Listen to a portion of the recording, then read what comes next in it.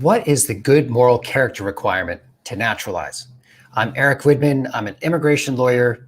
And for hundreds of years, the US government has required that someone who wants to become a US citizen demonstrate good moral character. It was actually written into the very first Naturalization Act back in 1790, I've learned. And so forever, according to US history, you have to show that you possess good moral character. Otherwise, you're not allowed to naturalize. Understandably, good moral character is a fairly subjective determination. And one person might think, oh, that person is fine what they did. The other person might be horrified. Others might be horrified at something the applicant may or may not have done. So the government, USCIS, lays down some objective standards. And it, of course, is like so much of law, a little gray, but here's the standard that you have to show. And that is that you meet the reasonable expectations of the community. And specifically, they say character which measures up to the standard of average citizens of the community in which you reside. Of course, the joke could be that if you're concerned about good moral character, you could just move to a place that's lacking good moral character. Joking about that, that's not the best strategy. There are other better strategies for dealing with this requirement if you have a poor choice in the past or you're concerned about something that could affect your ability to naturalize. There is a specific period of time that you must show good moral character, and that's known as the statutory period. And if you are a US citizen if you are married to a US citizen, you're of course applying to become a US citizen.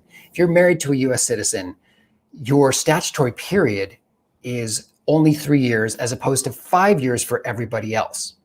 So you have to show, in addition to continuous residence and all the other requirements to naturalize, you have to show good moral character for 3 years leading up to the time of the oath ceremony.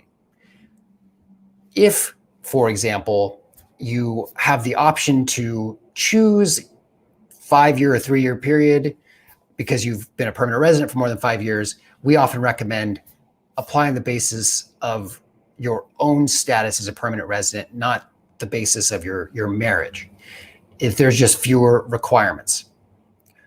But the 3-year period, if you're married to a US citizen, or 5-year period, is a necessary but not sufficient condition for showing good moral character, for proving that.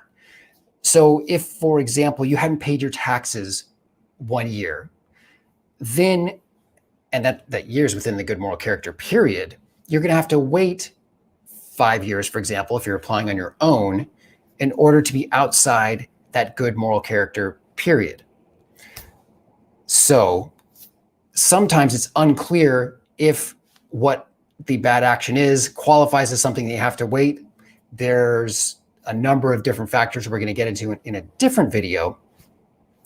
But the common step you have to take to resolve this is simply waiting and making sure you are outside of that good moral character period. You've waited long enough so that it is at least 5 years in the past, or 3 years if you're married to a US citizen. If you have to make the tough call of whether to naturalize or not, you're going to want to do some extra research.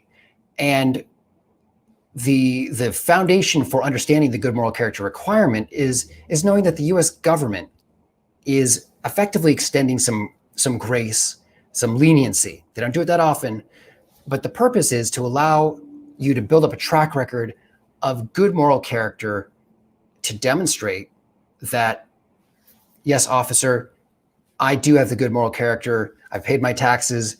I've been a model person in other ways, despite this mistake.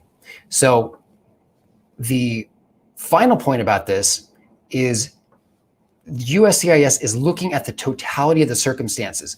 So I mentioned it's necessary, but not necessarily sufficient to be outside that statutory period, to have that bad action be outside that period.